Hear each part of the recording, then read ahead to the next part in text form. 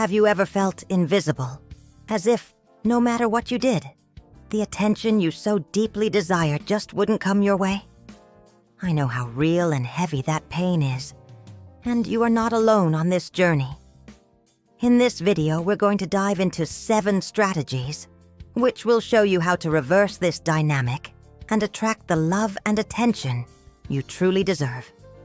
You'll leave here with practical tools and a fresh perspective to transform how you relate, starting with yourself. Stay with me, and let's rewrite this story together. Because true connection isn't chased, it radiates from within. And to help you feel that power, we'll have a practical exercise that will guide you on this journey of self-discovery and self-love. The first and most powerful strategy to be desired and valued is to stop chasing.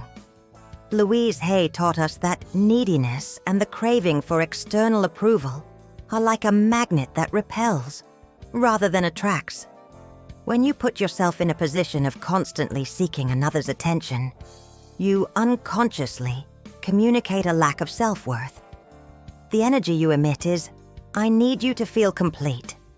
And that energy, unfortunately, pushes others away. True attraction stems from wholeness, from the certainty that I am complete and loved exactly as I am. Think about how you feel when someone is desperately trying to please you or convince you of something. Isn't it a bit suffocating? The same happens when you put yourself in that position. By ceasing to pursue, you create a vacuum, a space that was once filled by your seeking energy. This vacuum is intriguing. It makes the other person wonder what has changed, what's going on. It's as if you're saying, "My happiness doesn't depend on your attention." And that independence is incredibly attractive. This strategy isn't about games or manipulation, dear one, but about rebalancing your self-esteem. It's about recognizing that I deserve to be valued and desired for who I am, not for what I do to please others. When you withdraw from the chase, you give yourself the opportunity to reconnect with your own essence, with your own desires and needs. And this reconnection is the first step to radiating self-confidence, which, in itself, is an irresistible invitation for others to draw near. By stopping the chase, you also allow yourself to observe the relationship dynamic from a new perspective. You begin to see if the interest is genuine, or if it was merely a reflection of your own pursuit. Louise Hay reminds us that self-love is the foundation of all healthy relationships. When you prioritize yourself, you teach others to prioritize you too. And this is a lesson in love that transforms any interaction. Remember, the goal isn't for him to miss you, but for you to feel your own presence and worth. When you fill yourself up, the universe conspires in your favor, and the attention you seek will come naturally, because you will be vibrating at a frequency of deserving. The second strategy, which intertwines with the first, is the intentional creation of an emotional vacuum. This isn't about being cold or indifferent, dear one, but about consciously managing your emotions and availability. Louise Hay teaches us that every thought we think creates our future. And if you continue to dwell on lack and neediness, that is what you will attract. An emotional vacuum is a space of non-reaction, of non-immediate availability, which generates curiosity and investment from the other person. Or imagine a situation where he ignores you or treats you dismissively. The natural reaction is to seek more attention, ask what's wrong, or even openly express your upset. However, instead of reacting, you create a vacuum.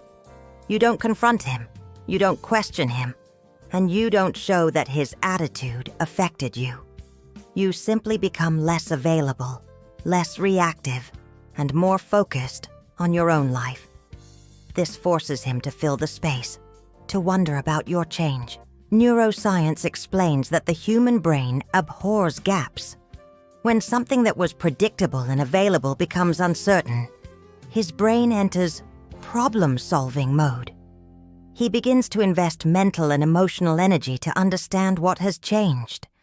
It is at this moment that he starts to seek you out, to question you, to try and re-establish the connection. Louise Hay tells us, "I am the source of my own security and peace. And when you feel secure in your own worth, you don't need his validation to feel good." This strategy can be applied in various ways. Respond to his messages with a little more time, or with shorter, more objective replies, without prolonging the conversation. Be busy with your own interests, your hobbies, your friends. Show that your life is full and interesting, regardless of his presence. This isn't about punishing him, but about demonstrating that your energy is valuable and not available to be ignored. By creating this vacuum, you not only encourage him to invest more, but you also give yourself the opportunity to assess if he is truly willing to make the necessary effort to be in your life. It's a subtle yet effective test that reveals his level of interest and investment. And speaking of investment, the next strategy will show you how creativity and valuing your time can change the dynamic of a relationship. You know, dear one, often without realizing it, we fall into routines and communicate a low value of our time. That recurring Netflix at his place situation, for example, might seem comfortable, but it ends up making us predictable.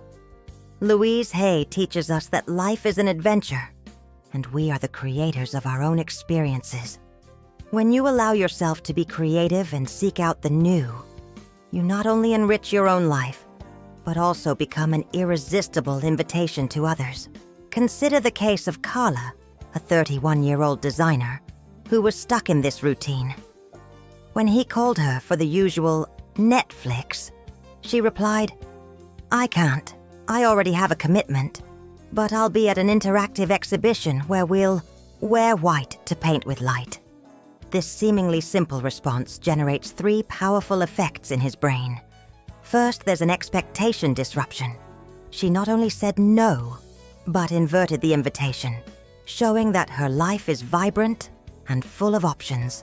Secondly, this attitude sparks curiosity and novelty, activating reward circuits in his brain.